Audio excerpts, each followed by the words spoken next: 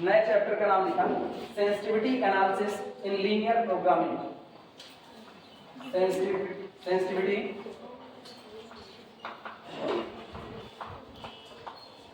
Analysis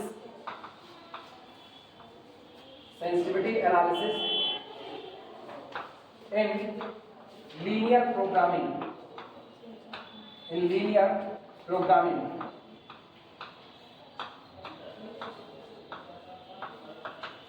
sensitivity analysis in linear programming.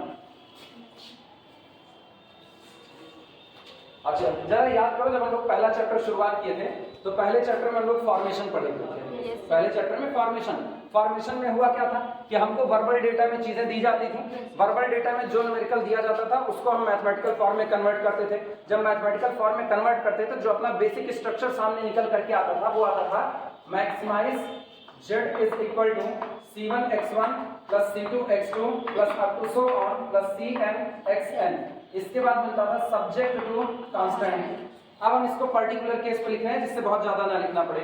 तो जैसे मान लो अपना न्यूमेरिकल हो गया maximise z is equal to 3x1 plus 4x2 plus 5x3 subject to constant 2x1 plus 4x2 plus x3 less than or equal to 7। अगला दे दिया जाए x1 plus x2 plus x3 less than or equal to 8। अगला दे दे तुमको x1 minus 2x2 minus 3x3 less than or equal to 15। तीन equation आपको, तीन constant आपको दे दिया। इसको हम लोग सॉल्व करते आए हैं सिंप्लेक्स मेथड से। कोई इसको पूरा सॉल्व करे। सॉल्व करने के बाद अच्छा थोड़ा सा फिजिकल इंटरप्रिटेशन बताओ। जब मैक्सिमाइज z लिखा जाता था तो उसमें x1 x2 x3 के कोफिशिएंट क्या रिप्रेजेंट करते थे? x1 x2 x3 के कोफिशिएंट क्या रिप्रेजेंट करते थे? क्या कॉस्ट क्या रिप्रेजेंट करते थे? कॉस्ट। अगर ये मैक्सिमा है, अपने लोग बहुत बेसिक पे इसको खेले हुए थे। अगर मिनिमा है तो दुनिया में एक ही प्रॉब्लम हमारे सामने आती है, कॉस्ट को मिनिमा करना। जितनी लागत आ रही है किसी चीज में उसको क्या करना? मिनिमा। और अगर मैक्सिमा है तो दिमाग आता है फायदे को क्या करना? मैक्सिमा। दिमाग में यही बातें आती हैं। अगर ये मैक्सिमा लिखा है तो इसका मतलब अपने लोग प्रॉफिट को बढ़ा रहे हैं, यानी x1 की एक यूनिट जितना कमा करके देती है उस पर प्रॉफिट कंट्रीब्यूशन दे रहा है। x2 जितनी यूनिट आपकी है उसका प्रॉफिट कंट्रीब्यूशन कितना है? 4 रुपए। मतलब जो पहला सामान है x1 उसका एक यूनिट आपको कितने रुपए का फायदा कमाता है? 3 का। तो आपने टोटल कितने यूनिट बेचे? x1, तो फायदा कितना हुआ? 3x1। x2 की एक यूनिट का फायदा कितना है? 4, तो टोटल x2 बेच दिया तो फायदा कितना? 4x2। x3 की एक यूनिट पर फायदा कितना? 5, टोटल बेच दिया तो फायदा कितना? 5x। और ये टोटल फायदा अपने को क्या करना है? मैक्सिमाइज करना है। तो कुल मिलाकर के ये हुआ कि अगर आपका ऑब्जेक्टिव फंक्शन मैक्सिमाइजेशन का है तो वहां पर जो आपके डिसीजन वेरिएबल हैं, डिसीजन वेरिएबल का जो कोफिशिएंट है वो प्रॉफिट कंट्रीब्यूशन को रिप्रेजेंट करता है कि उसकी एक यूनिट कितना प्रॉफिट आपको कमा करके दे रही है। क्लियर हुई ये बातें? अच्छा, कोई आदमी इसको सॉल्व किया। इसको सॉल्व करने के बाद उसको बाद में बताया गया कि सुनो यहां पर ये जो लिखा गया है कोफिशिएंट 4, ये 4 नहीं होना था। इसको ये कुछ 9 से 10 के बीच में रहा होता, 9 से 10 के बीच में। तो आप ये बताओ क्या उसका अब ऑब्जेक्टिव फंक्शन की वैल्यू चेंज हो चुकी है कि नहीं चेंज हो चुकी है? ऑब्जेक्टिव फंक्शन चेंज हो गया। अच्छा फिर अगला देखो, जब आप इसको सॉल्व करते थे तो कॉलम याद करो क्या बनता था? पहला कॉलम याद है किसी को? पहला कॉलम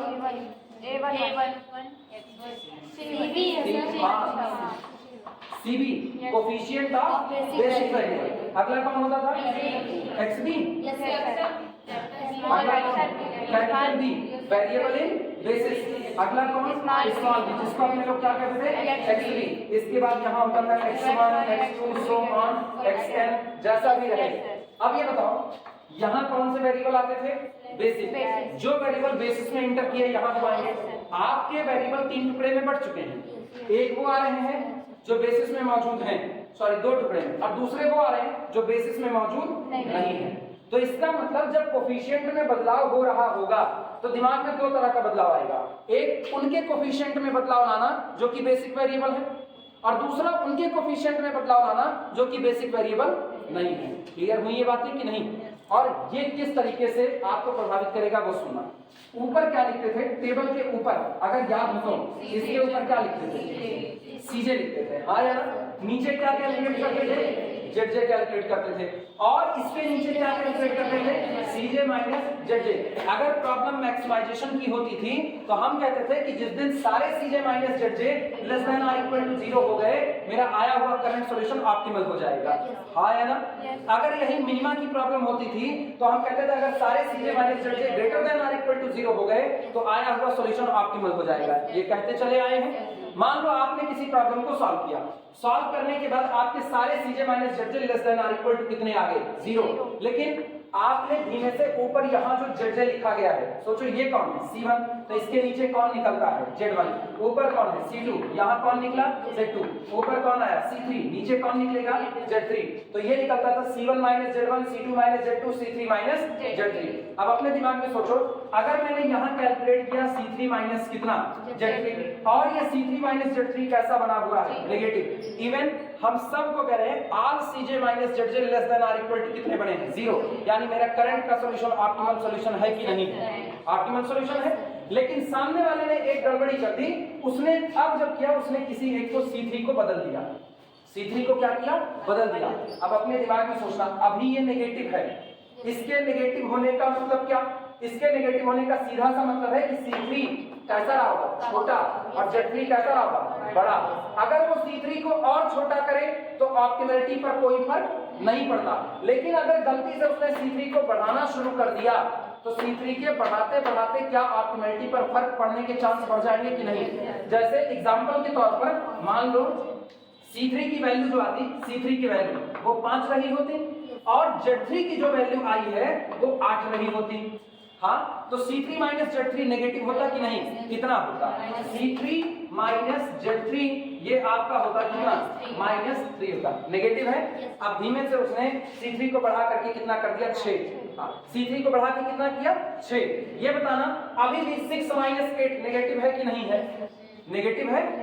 आप इसको साफ कर दो, 7 माइनस 8 नेगेटिव है कि नहीं है, ऑप्टिमलिटी अभी भी डिस्टर्ब नहीं। 8 कर दो, 8 माइनस 8 0 है कि नहीं, अभी भी ऑप्टिमलिटी डिस्टर्ब नहीं। लेकिन जैसे तुम इसको 8 से हल्का सा भी बढ़ाओगे, पॉइंट भी बढ़ाओगे, चेंज हो गया कि नहीं हो गया, क्या अब आपका सॉल्यूशन ऑप्टिमल रह गया, नहीं रह गया। अब आपको फिर इसको रिफाइंड करने की जरूरत पड़ गई है। क्लियर हुआ कि नहीं। तो सोचो मेरे पास एक रेंज निकल करके आई, रेंज आई, C3 को घटाना हो आपकी जितनी मर्जी आप उतना घटा दो। C3 अभी कितना है 5, आप इसको 4 कर दो, नेगेटिव रहेगा कि नहीं, आप इसको 3 कर दो, नेगेटिव रहेगा कि नहीं। इवन हम कहते हैं तुम C3 को जितना मर्जी उतना डाउन करते चले जाओ, -∞ तक गिरा दो, ये हमेशा क्वांटिटी नेगेटिव बनी रहेगी, इस पे कोई बदलाव नहीं आएगा। आपका सॉल्यूशन कल भी ऑप्टिमल था, आज भी ऑप्टिमल है, फ्यूचर में भी ऑप्टिमल बना रहेगा, आया ना। लेकिन अगर आप इसको बढ़ाना चालू करते हो और एक लिमिट 8 के ऊपर निकलते हो, 8 पॉइंट समथिंग, जैसे ही C3 ग्रेटर देन 8 हुआ, ऑप्टिमलिटी डिस्टर्ब हो गई कि नहीं होगी। और ऑप्टिमलिटी का डिस्टर्ब होना अब आपके सॉल्यूशन को ऑप्टिमल नहीं रखा है। अब आपको इसको फिर से सोचना पड़ेगा कि अब क्या करें कि ये ऑप्टिमल हो जाए। क्लियर हुआ कि नहीं। क्यों ऑप्टिमल नहीं रह गया, क्यों, क्योंकि अब जिस वेरिएबल के नीचे C3 माइनस Z3 पॉजिटिव आ गया है, उसके ठीक ऊपर बैठा हुआ वेरिएबल बेसिस में इंटर करने की काबिलियत रख चुका है, हाँ या ना। अपने लोग क्या करते थे, लार्जेस्ट पॉजिटिव देखते थे, लार्जेस्ट पॉजिटिव मेरे को क्या देता था, इनकमिंग वेक्टर, उस इनकमिंग वेक्टर के ठीक ऊपर बैठा हुआ जो वेरिएबल होता था वो बेसिस में इंटर कर रहा होता था, हाँ या ना। बस यही सारी तकलीफें हम लोगों को यहाँ पर डिस्कस करनी है कि ऐसा ही होगा जब किसी एक कोफिशिएंट में बदलाव किया जाएगा तो मुझको वो लिमिट पता करनी है किस दायरे में रह करके बदलाव करें कि मेरी ऑप्टिमलिटी डिस्टर्ब ना हो। फिजिबिलिटी कभी डिस्टर्ब नहीं होगी। फीजिबल होना, सॉल्यूशन का फीजिबल होने का मतलब है कि ये सॉल्यूशन संभव है, तो फिजिबिलिटी डिस्टर्ब नहीं होगी, लेकिन ऑप्टिमलिटी आपकी डिस्टर्ब हो सकती है। और ऑप्टिमलिटी डिस्टर्ब हो गई तो इस पूरे चैप्टर में हम वो दायरा ही निकाल रहे होंगे जिस दायरे में कोफिशिएंट में बदलाव करने पर मेरी ऑप्टिमलिटी पर कोई फर्क नहीं पड़ेगा। इसीलिए चैप्टर का नाम दिया जाता है सेंसिटिविटी एनालिसिस। आपकी सेंसिटिविटी को ये चेक करेगा कि कितने सेंसिटिव आप हो। C3 ने अभी अपने आप को क्या बताया, उसने कहा मेरी सेंसिटिविटी इतनी है ना कि आप नीचे चाहे जितना गिराते चले जाओ, हम -∞ तक जाने को तैयार हैं, लेकिन 8 के ऊपर अगर तुमने कुछ किया ना तुम्हारी सल्तनत बिगाड़ करके रख देंगे। यही C3 की सेंसिटिविटी है। तो डाउन जाने को तैयार, लेकिन ऊपर आने को 8 के बाद तैयार नहीं है। 8 के बाद अगर आप उसको लाते हो तो उसने आपका काम बढ़ा दिया है। समझ में आई कुछ बातें? अब होता क्या है, दो तरह के वेरिएबल आपके सामने हैं। एक वो वेरिएबल है जो बेसिस में मौजूद है और एक वो वेरिएबल है जो बेसिस में मौजूद नहीं है। अगर तुमको याद हो तो पढ़ाते वक्त दोनों ही क्लासेस में हमने बताया हुआ था कि जब आप C3 - Z3 का कैलकुलेशन कर रहे होते हो तो ये जो कैलकुलेशन होता है ये सिर्फ और सिर्फ नॉन बेसिक वेरिएबल के लिए ही किया जाता है। वो अलग बात है कि अपने लोग बहुत ज्यादा सोचना नहीं चाहते, इसलिए हम लोग सबके लिए निकाल देते थे, लेकिन ये एक्चुअल में निकलता केवल किसके लिए है? नॉन बेसिक के लिए, क्योंकि नॉन बेसिक को ही डिसाइड करना है कि आप बेसिस में आ पाओगे या नहीं आ पाओगे। तो इसका मतलब बहुत साफ है कि अपने पास दो तरह के किस्से आएंगे। पहला आएगा बेसिक वेरिएबल के कोफिशिएंट में बदलाव किया जाए तो क्या असर पड़ेगा, दूसरा आएगा नॉन बेसिक के कोफिशिएंट में बदलाव किया जाए तो क्या असर पड़ेगा। ये तो दो किस्से हो गए। तीसरा ये बताओ, ये जो इधर तुम्हारे पास है 7, 8, 5, क्या इन्हीं को हम लोग B1, B2, B3 कहते थे कि नहीं कहते थे? ये अवेलेबिलिटी ऑफ रिसोर्सेज होता है, याद आया कि नहीं? Availability of resources. अगर तुमको फॉर्मेशन याद हो तो प्रॉब्लम फॉर्मेशन में इसके लिए लिखा गया था, जैसे मान लो मशीन पर काम कर रहे हैं तो पहली मशीन पर काम करने के 7 घंटे अवेलेबल हैं, तो या तो 7 का 7 पूरा आप अप्लाई कर लो और या तो उससे कम। मशीन पर काम करने का आपके पास टोटल 8 रुपए ही हैं, तो या तो 8 रुपए पूरा इंगेज कर दो या तो 8 रुपए से कम इंगेज करो। आपके पास टोटल 15 मैन आवर्स हैं या टोटल 15 आदमी हैं काम करने के लिए, या तो 15 आदमी पूरे काम पे लगा लो इक्वलिटी, और या तो 15 से कम। तो ये आपके अवेलेबिलिटी ऑफ क्या होते हैं? रिसोर्सेज। और अवेलेबिलिटी ऑफ रिसोर्सेज अगर कम ज्यादा कर दी जाए, ध्यान सुना, अवेलेबिलिटी ऑफ रिसोर्सेज अगर कम ज्यादा कर दी जाए तब भी आपकी सेंसिटिविटी प्रभावित होगी कि नहीं होगी?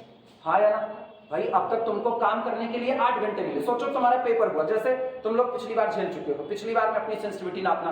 लास्ट टाइम पेपर हुआ सेकंड ईयर का, यूनिवर्सिटी ने क्या किया? भांग खा लिया। यूनिवर्सिटी ऐसा स्टेटमेंट दे रहे हैं, अरे यूनिवर्सिटी ने भांग नहीं खाया, उल्टी कर दी, निकाल।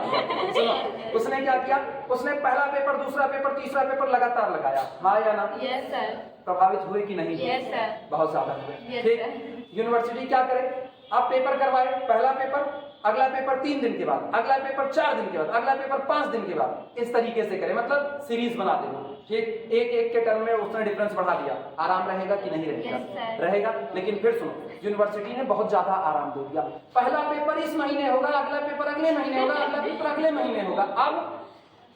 अब यही सेंसिटिविटी तुम्हारी बर्बाद करना चालू करेगी। क्यों? क्योंकि किसी और जगह पे एडमिशन लेने की काबिलियत नहीं रखोगे। तो ये मत सोचना कि भूख लगी हुई है, खाना रखा हुआ है तो गपर ली लेने में ही भलाई है। नहीं, जितनी भूख लगी हुई है अपने पेट को पहले नाप लो, और कहा जाता है पेट में खाना जब डालो ना तो उसमें पानी और हवा की जगह छोड़ दो, क्योंकि अगर तुमने ठूस लिया यहाँ तक तो शाम तक उल्टी भी कर सकते हो। तो सेम कंडीशन है, ना तो अपने को बहुत ज्यादा लोअर लिमिट गिरना है, ना तो अपने को बहुत ज्यादा ऊपर जाना है। मेरे को दायरा पता करना है जिस दायरे में रह करके मेरी ऑप्टिमलिटी पर कोई खास प्रभाव ना पड़े। आई बात समझ में?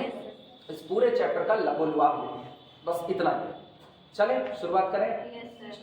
इतनी बात समझ लो तो बहुत बड़ी बात समझ लो।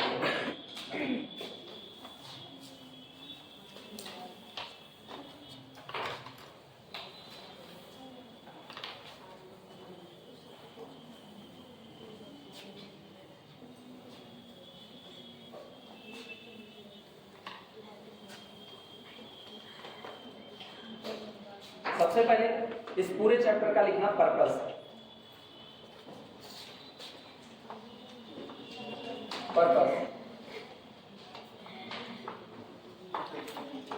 इस पूरे चैप्टर का आखिरकार पर्पस क्या है, इस पूरे चैप्टर को पढ़ने का रीजन क्या है। ठीक, लिखना इसमें the purpose of sensitivity analysis, the purpose of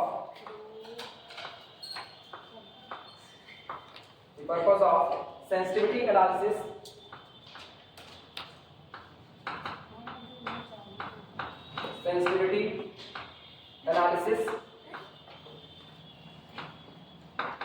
the purpose of sensitivity analysis is to evaluate, निकालना, is to evaluate, the purpose of sensitivity analysis is to evaluate the effect, प्रभाव को निकालना, the effect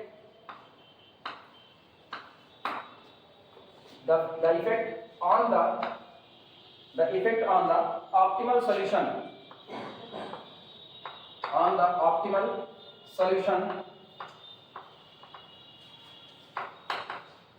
effect on the optimal solution due to variation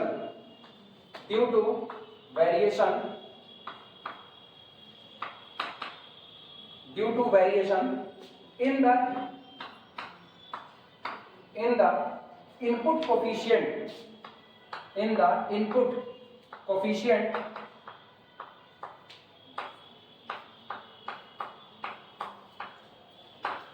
coefficient bracket में लिखना also called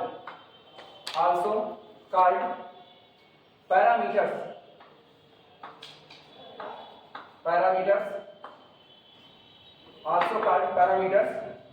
one at a time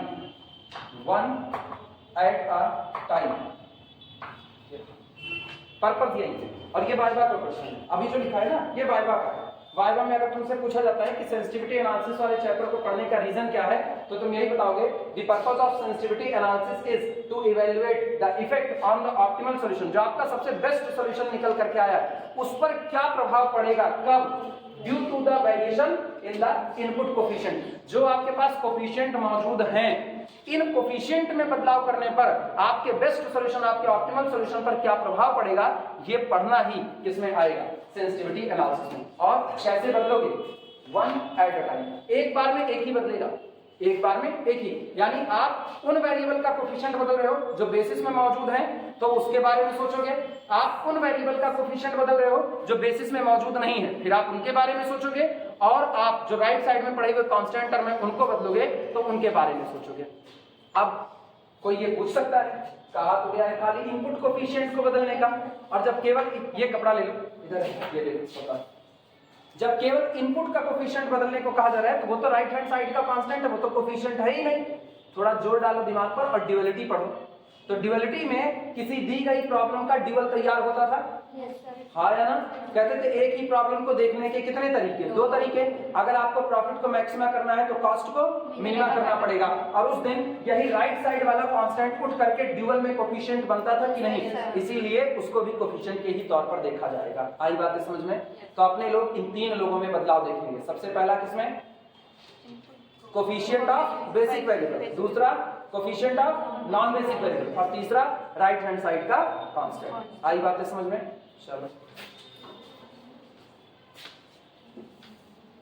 इसी के नीचे लिखना intro. अब यहां से इंट्रो शुरू होता है। इंट्रो, हाँ पहले मतलब जिसके घर में आए वो उसके बारे में जान ना लो, सीधे थोड़े कहोगे आ गए चलो पानी वानी लेकर के आओ, नहीं, पहले उसके इंट्रो ले लो, उसके बाद पानी वानी पीने की व्यवस्था की जाएगी। अब पता है 3 वैरायटी के सवाल लगाने हैं, इसीलिए कह रहे हैं कि तुम लोगों को भी अब मेहनत करनी पड़ेगी, क्योंकि हम इसको चाहते हैं ना, इसके एक क्वेश्चन मिलेगा, ये तय मान के चलो लॉन्ग में मिलेगा। ठीक, जितना आप तक पढ़े हुए उस सब में से तुमको क्वेश्चन मिलेंगे, ऐसा कुछ नहीं छूटेगा। तुमको सिंप्लेक्स मेथड का भी मिलेगा, तुमको ड्यूअल का भी मिलेगा, और ड्यूअल में वो थ्योरम जरूर पढ़ लेना, ड्यूअल का ड्यूअल प्राइमर होता है, बहुत इंपॉर्टेंट थ्योरम है, बहुत पूछी जाती है। ठीक, वो तुमको मिलेगा। ट्रांसपोर्टेशन असाइनमेंट के सवाल तुमको 100% मिलेंगे ही मिलेंगे। ठीक, sensitivity analysis, integer programming problem, दोनों में से तुमको लॉन्ग टकराएगा। तो इसीलिए खूब इत्मीनान से इसको पढ़ो। ऐसा कोई अपने को बहुत जल्दबाजी नहीं, छोटे छोटे लेक्चर इसके बनाएंगे, हर टॉपिक का बनाएंगे, क्योंकि 3 वैरायटी के लगेंगे, और पर वैरायटी कम से कम 2 सवाल तो अपने को लगाने ही पड़ेंगे पर वैरायटी। इंट्रो में लिखना इन an linear programming model, in an linear programming model, in an linear programming model the coefficient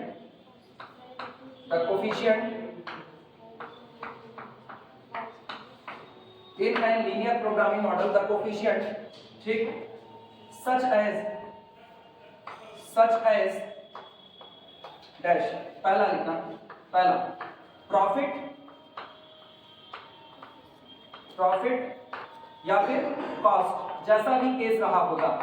profit का केस कब होगा, प्रॉफिट का जब आपकी प्रॉब्लम मैक्सिमाइजेशन की होगी तो प्रॉफिट की चर्चा होगी।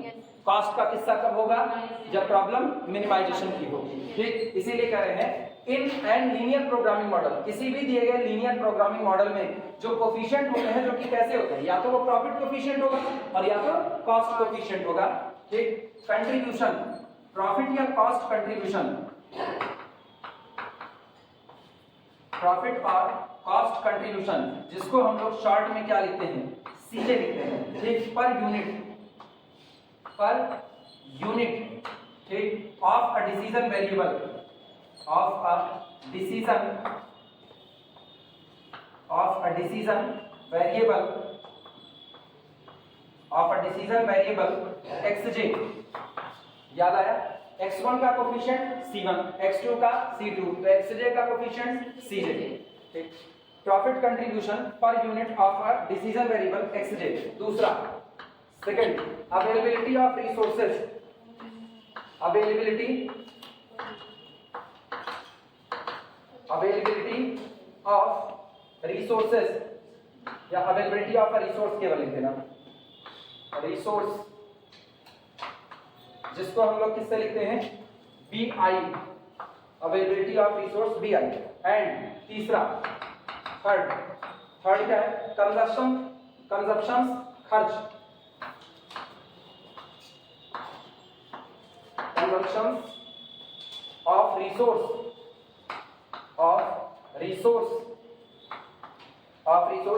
पर यूनिट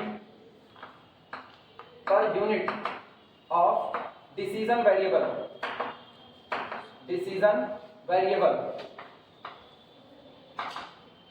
पर यूनिट ऑफ डिसीजन वेरिएबल।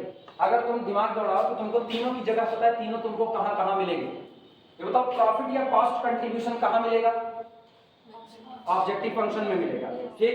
इसके बाद फिर अगला देखना, अवेलेबिलिटी ऑफ रिसोर्स कहां मिलेंगे, कांस्टेंट में सबसे राइट साइड वाला हिस्सा मिलेगा। और कंजप्शन यानी कि जितना खर्च हुआ है, consumption of resource per unit of decision variable, decision variable की एक यूनिट पर कितने का खर्च आ रहा है वो कहां मिलेगा, कांस्टेंट में ही लेफ्ट साइड वाला पार्ट मिलेगा। जैसे हम कहते हैं कि मेरे पास मशीन पर काम करने के टोटल 18 घंटे हैं, मशीन पर काम करने के 18 घंटे, एक प्रोडक्ट आप बना रहे हो बैग, एक बना रहे हो आप बेल्ट, दो ही प्रोडक्ट आप बना रहे हो, बैग और बेल्ट। बैग की एक यूनिट को बनाने में आपका खर्च आता है 3 घंटा, बैग की एक यूनिट बनाने में खर्च आता है 3 घंटा। तो अगर आपने बैग की x1 यूनिट बनाई तो कै घंटे का खर्च आया, 3x1। बेल्ट की एक यूनिट बनाने पर खर्च आता है 2 घंटा, और अगर आपने x2 यूनिट बनाई तो कितने का खर्च आया, 2x2। तो दोनों घंटे जुड़ जाएंगे 3x1 + 2x2, और ये टोटल जो बैठेगा, या तो आप 18 घंटे पूरे काम करोगे और या तो उससे कम काम करोगे। तो ये जो निकल करके आया, क्या ये पर यूनिट खर्च बता रहा है कि नहीं बता रहा है, किसका खर्च है, रिसोर्स की अवेलेबिलिटी का खर्च है, वो रुपये में नहीं है। खर्च हमेशा रुपये में हो ये कोई जरूरी नहीं है, ये बातें पहले भी बताई जा चुकी है। खर्च इस पर डिपेंड करता है कि आप कर क्या रहे हो। अगर आप उस खर्च को समय से जोड़ करके देख रहे हो तो वो खर्च समय का होगा, उस खर्च को रुपये से देख कर देखा जा रहा है तो वो रुपये का खर्च होगा। उसी चीज को अगर आप डिस्टेंस पे खर्च कर रहे हो तो डिस्टेंस का खर्च होगा, एनर्जी पर खर्च कर रहे हो तो एनर्जी का खर्च होगा। कहते हैं ना, हमने पेट्रोल फूका, खर्च ही तो किए। अब तुमने दोनों हिसाब से बात की, एक तो रुपये से बात की, भाई पेट्रोल फूकोगे तो किसी डकैती मार के थोड़े लाए हो, अपने पैसे डाले हुए हो, तो वो तुम्हारा रुपये का खर्च आ रहा है, उसका अलग कांस्टेंट बनेगा। और कितना यूनिट पेट्रोल फूका वो अलग से बनेगा, वो डिपेंड करेगा आपकी गाड़ी का माइलेज कितना है। अगर आपकी गाड़ी 1 लीटर में, अगर आपकी गाड़ी 1 लीटर में 50 किलोमीटर जा रही है तो इसका मतलब उस हिसाब से खर्च बनेगा। और आपने सुपर बाइक ले ली ना, वो एकदम खूने पी रही है आपका, तो अलग से खर्च बनेगा। तो खर्च इस पर डिपेंड कर रहा है कि आप खर्च को किस नजरिए से, कहां पर, किस पॉइंट ऑफ व्यू से देख रहे हो। आई बातें समझ में? इसीलिए ये बातें सीधे बस ऐसे लिख दी जाती है, कंजप्शन ऑफ रिसोर्सेज, जो आपके संसाधन हैं उनका जो खर्च निकल करके आ रहा है पर unit of decision variable. Clear हुआ?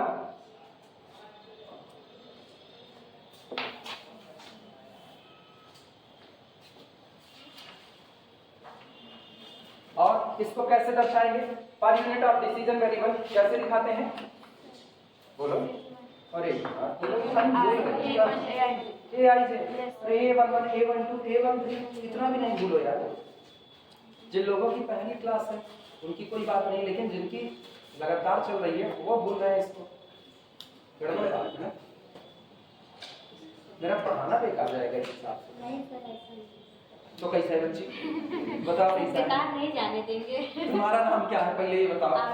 हाँ, मेरे को क्या आरज़ू है कि हम जो पढ़ा रहे हैं वो सारे लोग बताएं, लेकिन हो क्या रहा है, हो क्या रहा है, कुछ नहीं, बस बाद में खाली तुम लोग कहते हो नहीं ऐसा नहीं ऐसा, बाद में अगर किसी के नंबर खराब हो गया तो ब्लेम मेरे से सिर पे छोड़ दोगे ना, नहीं पढ़ाया आज निकाल का पढ़ा नहीं तो समझ ना आया रहा। ऐसा नहीं कहेंगे, पक्का नहीं कहोगे? अच्छा पढ़ाया है, ऐसे कैसे कहेंगे? हाँ, या बोल रही है ना, रिकॉर्डिंग हो रही है ना, जैसे कहोगे तो मुकदमा ठोक देंगे। अभी ना कहना। इसके बाद लिखना आर, लाइन चेंज करके आर एज्यूम्ड, ये मान लिए जाते हैं, are assumed to be constant, are assumed to be constant and known with certainty,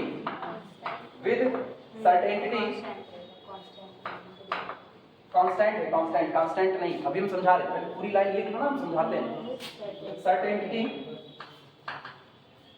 during a planning period, during a planning period,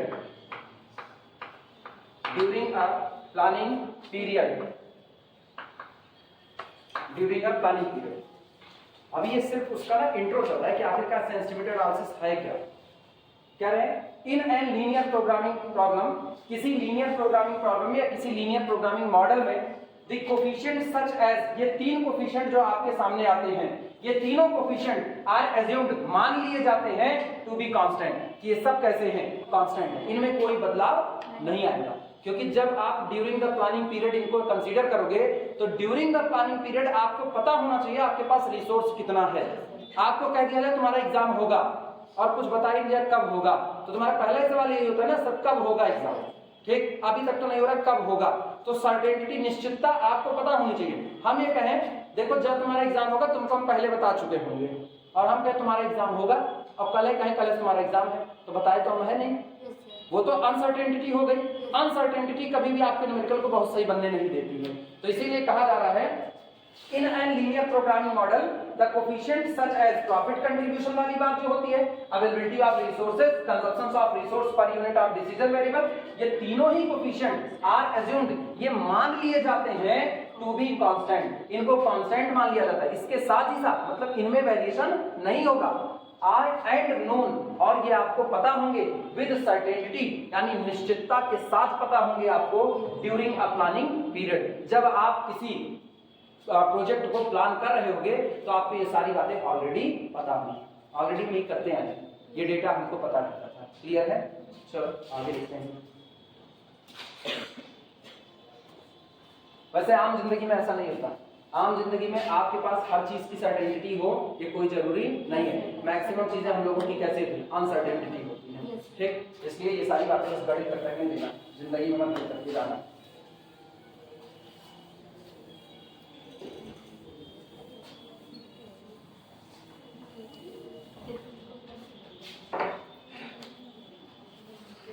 लिखना लिखा है हाउ एवर, हालांकि,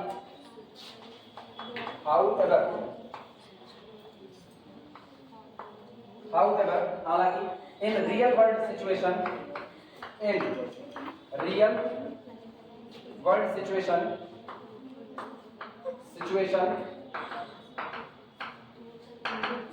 however, हालांकि in real world situation, these input parameters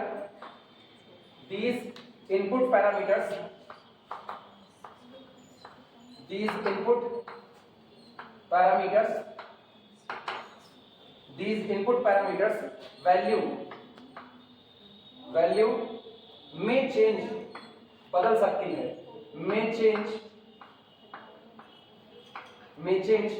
due to dynamic nature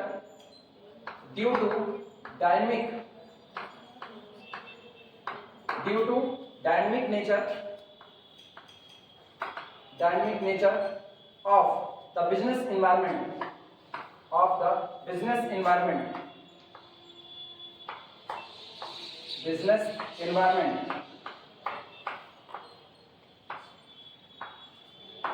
लेकिन जो ये व्यापारिक माहौल होता है, व्यापारिक माहौल का जो नेचर होता है वो डायनेमिक होता है। डायनेमिक का मतलब तो गतिशील होना, व्यापार में लगातार हर बार चीजें बदलती रहती हैं, तो आप ये नहीं कह सकते कि रियल लाइफ में भी ये सारी बातें सही साबित होंगी, इसीलिए लिख दिया गया however in the real world situation, जो आपकी वास्तविक जिंदगी होती है उसमें these inputs parameter value may change, ये बदल भी सकता है, लेकिन ड्यूरिंग द प्लानिंग पीरियड हम लोग मैथमेटिकली इसको क्या मान करके चल रहे हैं, सर्टेनिटी के साथ कांस्टेंट मान करके चल।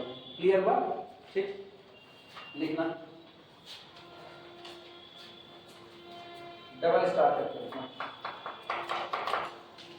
और इसको ब्लैक पेन से लिखना, डबल स्टार करके ब्लैक पेन से लिखना। Sensitivity analysis determines, sensitivity analysis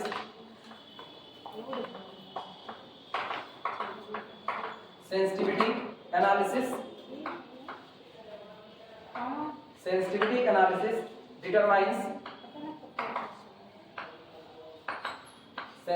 analysis determines the sensitivity range, the sensitivity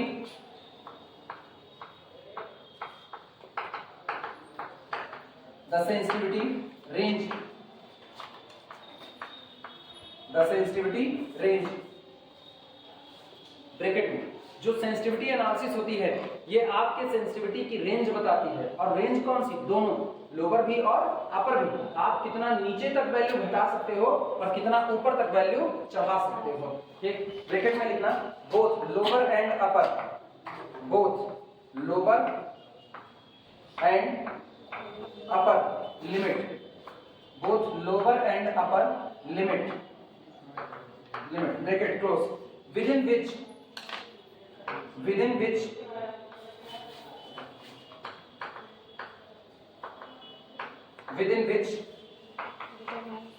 जिसके अंतर्गत the LP model parameters, the LP model यानी linear programming model parameters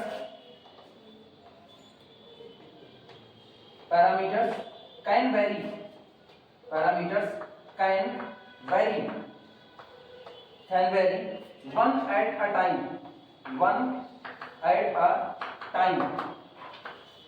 a time, without क्या क्या रहे हैं, ध्यान देते रहना।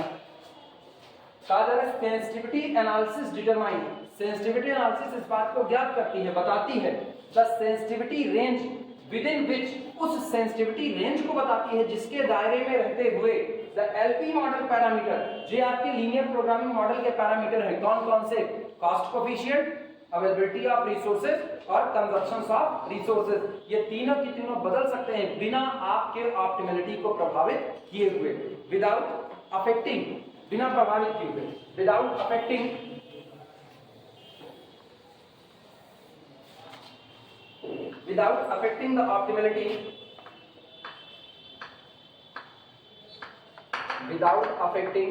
the optimality,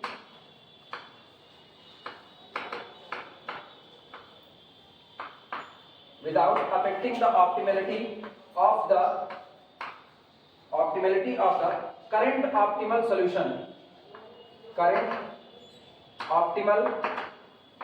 solution, जो आपको करंट में ऑप्टिमल सॉल्यूशन मिला हुआ है, बिना उस सॉल्यूशन को प्रभावित किए हुए किस दायरे में ये लोग बदलें, सेंसिटिविटी एनालिसिस आपको उसी दायरे को निकाल करके देती है। क्लियर हुई ये बातें?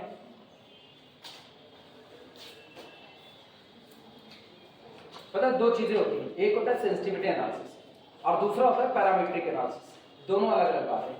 सेंसिटिविटी एनालिसिस जो कहती है वो आपको रेंज देती है, किस दायरे में रहते हुए आप बदलाव करो तो आपकी ऑप्टिमलिटी प्रभावित नहीं होगी। पैरामीट्रिक एनालिसिस जो होती है, पैरामीट्रिक एनालिसिस इन तीनों की अलग अलग होती है। तो पैरामीट्रिक एनालिसिस आपको बताती है कि अगर आपने इनको बदल दिया तो आपके ऑप्टिमल सॉल्यूशन पर कितना असर पड़ेगा। दोनों बहुत अलग बातें हैं, सेंसिटिविटी एनालिसिस और पैरामीट्रिक एनालिसिस। एक्चुअली किसी बिजनेस का जो डायनामिक नेचर होता है तो उसमें ये चेंजिंग को दर्शाने के लिए दो तरह के एनालिसिस का इस्तेमाल किया जाता है, पहला सेंसिटिविटी और दूसरा पैरामीट्रिक। सेंसिटिविटी अपने नाम से ही जान रहे हैं, सेंसिटिविटी कहती है कि हम आपको वो दायरा निकाल करके देंगे जिस दायरे के अंदर में लोग सेंसिटिव बने हुए। सोचो सेंसिटिव आदमी क्या होता है, कुछ बात कहते रहो, अभी तक वो खुश है, आपने कोई ऐसी बात की तो उसको गुस्सा चढ़ गया, तो इसका मतलब आपका दायरा उससे ज्यादा नहीं होना चाहिए। नॉर्मली कभी कभी क्या होता है, टीचर पढ़ा रहा होता है, क्लास में हल्की फुल्की हंसी मजाक चल रही होती है, ठीक, अब वो कुछ बोल रहा है, स्टूडेंट कुछ ऐसा बोल जाते हैं, तुरंत जाएंगे तुरंत ना, और उसके बाद फिर पता चलेगा बवाल हो गया। जैसे हम दूसरे का नहीं किया, आप नहीं बता रहे हैं, मेरे ही साथ हुआ है ना, पढ़ाते सडनली एक स्टूडेंट सर ऐसा नहीं ऐसा, बस मेरे पे चढ़ गई, तुरंत हमके बंद, क्लास आज से खत्म, टाटा बाय बाय, पूरी क्लास भेज दिए वापस, नहीं पढ़ाए। तो रेंज थी वो कि आपने उस दायरे को क्या कर दिया, क्रॉस कर दिया।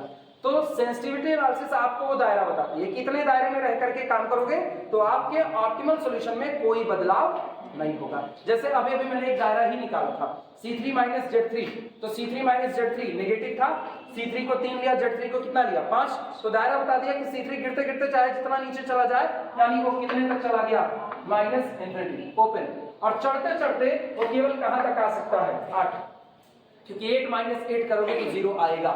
लेकिन अगर आप अब C3 को 8 के बाहर लेकर के जाओगे तो आपकी ऑप्टिमलिटी डिस्टर्ब हो चुकी है। दायरा मिला, ये सेंसिटिविटी एनालिसिस बताएगा। पैरामीट्रिक एनालिसिस का क्या नेचर है? पैरामीट्रिक एनालिसिस का काम है, वो आपको बताता है कि अगर आपने बदलाव कर दिया, दायरे के बाहर बदलाव कर दिया या दायरे के अंदर में, दायरे के अंदर में तो कोई असर नहीं पड़ा ऑप्टिमलिटी पर, लेकिन अगर आपने दायरे के बाहर बदलाव कर दिया, मैंने उठा करके C3 को ठीक ठाक 10 भेज दिया, कितने तक पहुंचा, 10 तक, तो ये आपको बताएगा कि अब आपका ऑप्टिमलिटी पर कितना असर पड़ा हुआ है। ये आपको कौन बताएगा? Parametric analysis. बहरहाल हम लोगों को पैरामीट्रिक नहीं, अभी हम लोगों को क्या पढ़ना है, सेंसिटिविटी एनालिसिस। ठीक,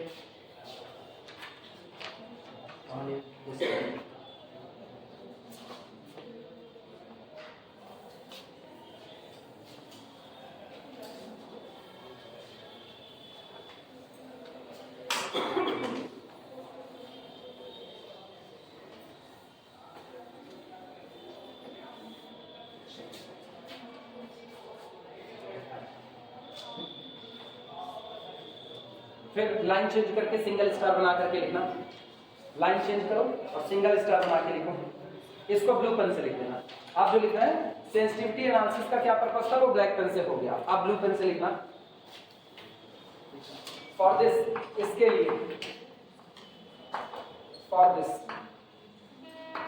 फॉर दिस का मतलब ये पता करने के लिए सेंसिटिव एनालिसिस वर्क कैसे कर रहा है, आपको रेंज ही तो बताना है। उस रेंज को पता करने के लिए हम क्या करेंगे, हम सवाल को नए तरीके से नहीं सॉल्व करेंगे। पहले जो प्रॉब्लम हमको दी गई है इसमें एक मुश्किल काम होगा, तुमको सिंप्लेक्स मेथड बहुत अच्छे तरीके से आना चाहिए। अगर तुमको सिंप्लेक्स मेथड नहीं आता है तो तुमको सेंसिटिविटी एनालिसिस नहीं आएगी, वो तय मान के चलो। रीजन सुनो क्या है। तुमको एक प्रॉब्लम दी जाएगी, maximise z is equal to 3x1 + 4x2 + 3x3, subject to constant यहां पर लिख दिया गया है, ठीक। और तुमसे ये कहा गया discuss the sensitivity nature of this problem. इस प्रॉब्लम का जो सेंसिटिविटी नेचर है आप उसका डिस्कशन कीजिए। तो इसका मतलब ये हुआ कि सबसे पहले तुमको एक काम करना पड़ेगा, इसका ऑप्टिमल सॉल्यूशन निकालना पड़ेगा।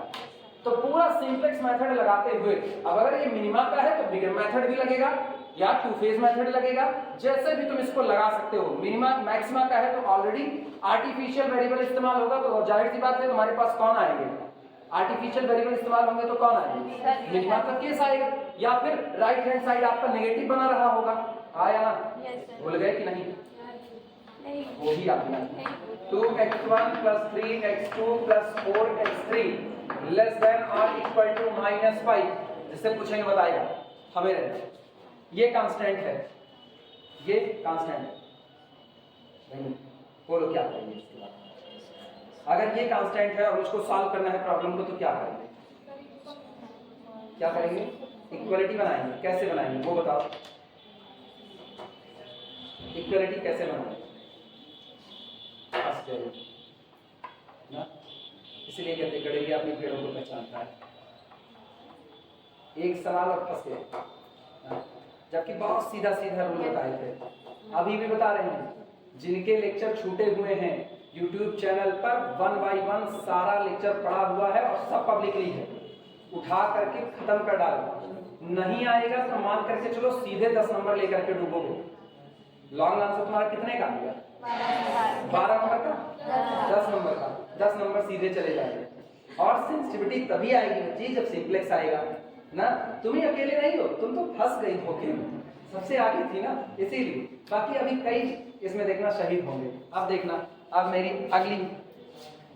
अगला टारगेट हम किसको करेंगे, नहीं शक्ल उतारी बच जाओगे ना, शक्ल उतारी बच जाओगे। अंशिका कौन है तुम दोनों में, नहीं तुम दोनों में, पीछे तुम ना, ये बताओ क्या करेंगे,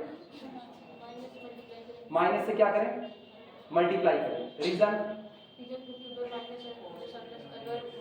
अवेलेबिलिटी ऑफ रिसोर्सेज जो आपकी नेगेटिव चल रही है पहले उसको पॉजिटिव करते हैं, तो इसका मतलब पहले पूरे पर किसका मल्टीप्लाई होगा, माइनस का। अब रुके रहना, ये हो गया -2x1 -3x2 -4x3 और ये ग्रेटर देन और इक्वल टू 5 हुआ, ठीक है। अब रुके रहना, अब दूसरा, हाँ अब ये बताओ इसके बाद का काम क्या होगा, इसके बाद का काम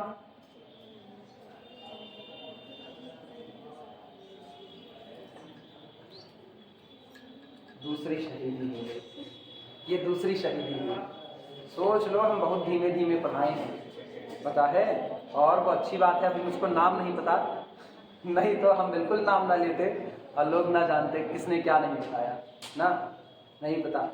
अंकित कौन है, अंकित तुम, हाँ अंकित ये बताओ इसके बाद क्या किया जाए, कौन सा वेरिएबल, सरप्लस वेरिएबल, कैसे ऐड करें बोलो, -2x1 -3x2 -4x3 और plus -s1 is equal to कितना, सर प्लस में s1 रहेगा तब माइनस में आर्टिफिशियल रहेगा। हाँ, अब जैसे आपने स्लैग का इस्तेमाल किया, अगर सुनो, अगर आपने स्लैग का इस्तेमाल किया तो स्लैग का इस्तेमाल करने के दौरान आर्टिफिशियल, लेकिन अगर आपने सरप्लस डाल दिया तो आपकी मजबूरी आर्टिफिशियल लाना पड़ेगा। तो यहाँ पर एक आर्टिफिशियल लेकर के और plus a1 is equal to कितना, 5। रीजन पहले भी बताए हैं क्यों ऐसा हुआ, क्योंकि अगर आप इसको नहीं रखोगे तो कल को -s1 बराबर 5 मिलेगा, तो s1 बराबर -5 जो इसको वायलेट करेगा, नॉन नेगेटिविटी रेस्ट्रिक्शंस को वायलेट करेगा। इसीलिए सबसे पहला काम यही होगा, अगर ये नेगेटिव है तो इसको क्या बनाना, पॉजिटिव। ये पॉजिटिव बन गया तो इनइक्वालिटी के ऊपर ध्यान रखो, इनइक्वालिटी किस टाइप की जा रही है, अगर इनइक्वालिटी ग्रेटर देन और इक्वल टू टाइप की है तो कैसा वेरिएबल, सरप्लस। सरप्लस अपने साथ किसको लेकर के आएगा, आर्टिफिशियल को। और अगर इनइक्वालिटी लेस देन की रह जाती है, जैसे इनिशियल में ये दिया जाए ग्रेटर देन और इक्वल टू -5, तो इनइक्वालिटी किस में जाएगी, लेस देन और इक्वल टू में पलट जाएगी। तब आप क्या इस्तेमाल करोगे, स्लैग का, और स्लैग के साथ आर्टिफिशियल आए ना आए वो बात की बात है, फिलहाल तो नहीं, लेकिन अगर यही बराबर ही रह गया हो तो केवल और केवल आर्टिफिशियल आएगा। ये बातें याद रखो ना, पढ़ डालो पीछे वाला बन्नी, पढ़ डालो पीछे वाला, ये नहीं आएगा ना, मान के चलो सिंप्लेक्स नहीं आएगा, सेंसिटिविटी नहीं आने वाली है, क्योंकि सेंसिटिविटी का सबसे पहला पड़ाव, तुम सोचो इसके सवाल जो 10 नंबर 12 नंबर दे रहे हैं ना, हवा में नहीं दे रहे हैं, तुमसे इतनी मेहनत करा लेंगे, तुम दहाड़े मार के रहोगे हम पढ़े तो पढ़े क्यों इसको, ये कंडीशन होगी ना। या तो आता है तो फटाफट बनेगा, नहीं आता है तो ऐसे ही हम ज्ञान देते रहेंगे, तुम लोग ज्ञान लेते रहोगे और ये ज्ञान किसी काम का नहीं रहेगा ना। हम भी मर जाएंगे, तुम भी मर जाओगे, दोनों लोग ऊपर जाएंगे, मजीरा बजाएंगे।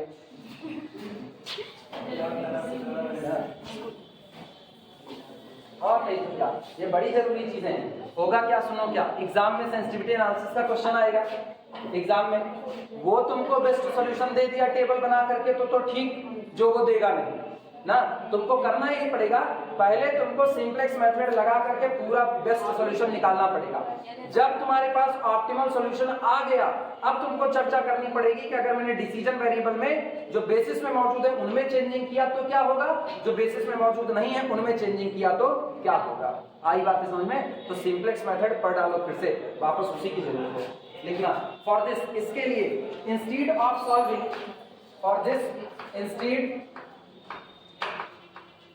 instead of solving an LP problem again,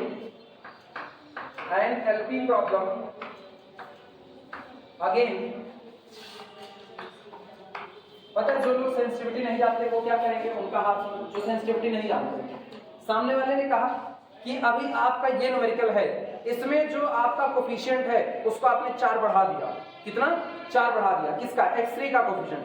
अगर आपको सेंसिटिविटी नहीं आती तो आप क्या करोगे, आप प्रॉब्लम के पास लौट करके आओगे, x3 का कोफिशिएंट अगर 3 लिखा है तो 4 बढ़ा के उसको क्या करोगे, 7, और उसको तुम सॉल्व करोगे, हाँ या ना। जबकि अगर आप सेंसिटिविटी जानते हो तो आप ये सब काम नहीं करोगे, आप सीधे जो सॉल्यूशन दिया गया है आपको या जो प्रॉब्लम दी गई ओरिजिनल उसको सॉल्व करोगे, और उसी ओरिजिनल प्रॉब्लम को सॉल्व करने पर जो उसका फाइनल ऑप्टिमल सॉल्यूशन आया हुआ है वहीं से आप काम आगे बढ़ा दोगे। आई बात है समझ में, तो इसी को लिखा जा रहा है फॉर दिस, यानी सेंसिटिविटी एनालिसिस के लिए instead of solving an LP problem, again किसी लीनियर प्रोग्रामिंग प्रॉब्लम को फिर से सॉल्व करने की बजाय हम लोग उसी सॉल्यूशन का सहारा लेते हैं जो पहले वाले न्यूमेरिकल का आया हुआ है।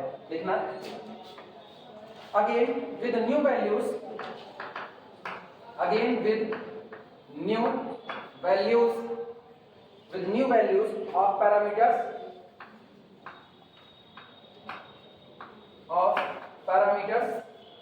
ठीक, comma, the current optimal solution, the current optimal solution, the current optimal solution, the current optimal solution is considered, the current optimal solution is considered as an initial solution, as an initial solution, as an initial solution to determine the range, to determine the range, both lower and upper, both lower and upper, both lower and upper, within which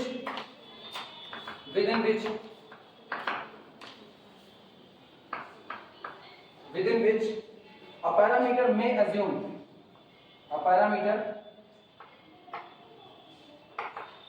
parameter may assume a value,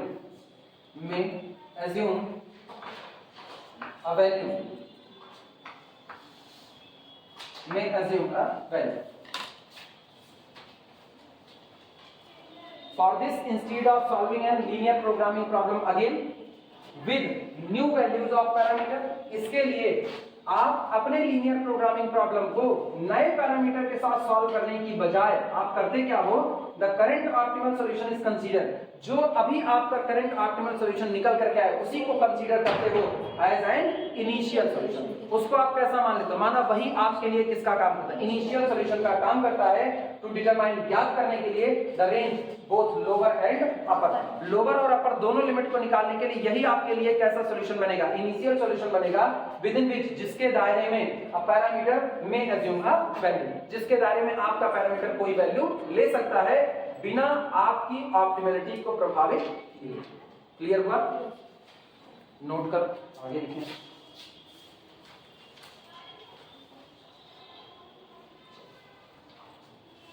यहां से अब बारी बारी one by one एक एक का discussion करेंगे। सबसे पहले चेंज करेंगे हम लोग किसमें, कोफिशिएंट में, ऑब्जेक्टिव फंक्शन में, और बाद में ऑब्जेक्टिव फंक्शन के कोफिशिएंट में जो चेंज होगा वो 3 टुकड़े पर टूटेगा।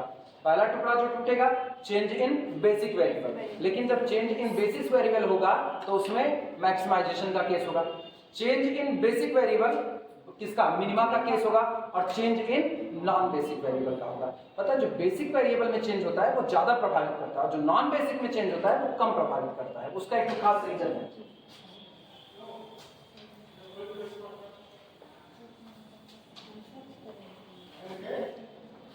अपने दिमाग से सोचना, इधर कॉलम किसका होता है, सीबी का, इसके बाद किसका होता है, बी, वेरिएबल इन बेसिस, फिर कौन होता है, एक्सबी, जिसको हम लोग कहते हैं स्मॉल बी, यहाँ होता है x1, यहाँ होता है x2, यहाँ होता है x3, यहाँ होता है x4 up to so on.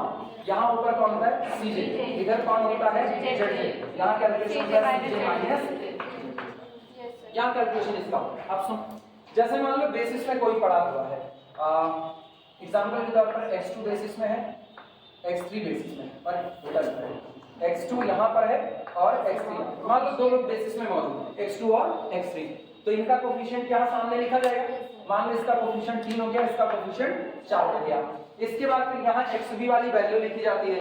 मान लो ये वैल्यू 11 होगी और ये वैल्यू कितनी हो गई, 15 होगी। क्लियर हुआ? अब तुम गौर करना, अगर किसी ने गलती से ये जो बेसिक वेरिएबल है इनके कोफिशिएंट में बदलाव कर दिया, इनके कोफिशिएंट में बदलाव किया, तो जिस दिन आप सीजे माइनस जेडजे कैलकुलेट करोगे, हम आगे लिख रहे हैं, मान लो x5 हो गया, x6 हो गया और x7 हो गया, कितना हो गया। जब आप कैलकुलेट करोगे तो आप किसके लिए कैलकुलेट करोगे, नॉन बेसिक के लिए, और जब आप नॉन बेसिक के लिए कैलकुलेट करने जाओगे तो बेसिक में x2 है और x3, तो इनके लिए कैलकुलेट नहीं होगा, बाकी के लिए होगा। बाकी के लिए कैलकुलेट करेंगे और सोचो जब बाकी के लिए कैलकुलेट करेंगे तो आप यहाँ पर जब ZJ निकाल रहे होगे तो ये ZJ आप कैसे निकालते हो, कोई बताएगा मुझको? ZJ इनको उठा करके यहाँ और इनको उठा करके यहाँ मल्टीप्लाई करते हैं। जैसे मान लो यहाँ पर लिखा है 2 और यहाँ पर लिखा है 3, तो 3 दूना 6 और 4 दिया 12, 6 18, तो आपका ZJ कौन आएगा? 18।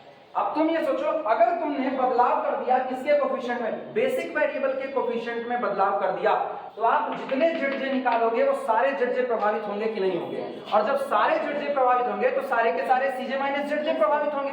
तो ज्यादा असर किसने डाला? इसने। लेकिन अगर आप नॉन बेसिक को करते हो, जरा गौर करना, नॉन बेसिक आपका कौन है? मान लो X4 है, तो X4 के ऊपर जो कोफिशिएंट लिखा हुआ है C4, मैंने इसमें बदलाव कर दिया, मैंने इसमें बदलाव कर दिया। तो ये बताओ जब तुम इसको निकालो तो कैसे निकालोगे? इसके नीचे जब तुम Z4 निकाल रहे होगे तो Z4 निकालोगे, इनका प्रोडक्ट लगाओगे यहाँ और इनका प्रोडक्ट लगाओगे कहाँ पर? यहाँ पर, और तब निकल करके कौन आएगा? Z4। क्लियर हुआ कि नहीं?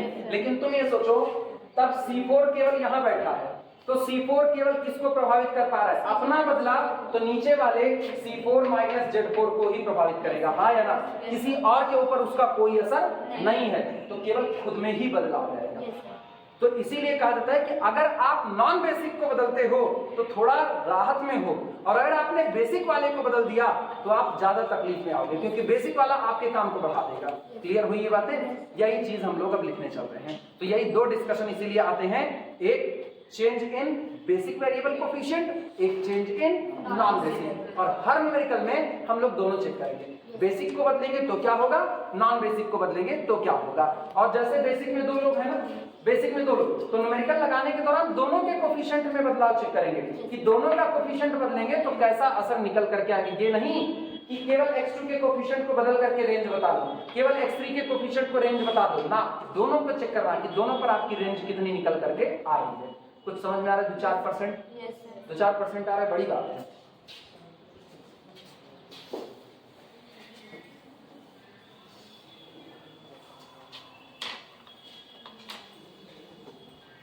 साइड कितना होगा अपने साथ? 11-25 ना। एक काम करो, सुनो, इसी पर इसको रोको, इसी पर इसको रोको, और आगे काम बताएंगे। एक लोग ना डिपार्टमेंट चले जाओ, कोई भी होगा, मेरा लैपटॉप उठा लो वहां से, ठीक है? इसी पर इसको रोक दो, बाकी बातें हम बाद में दिखाते हैं।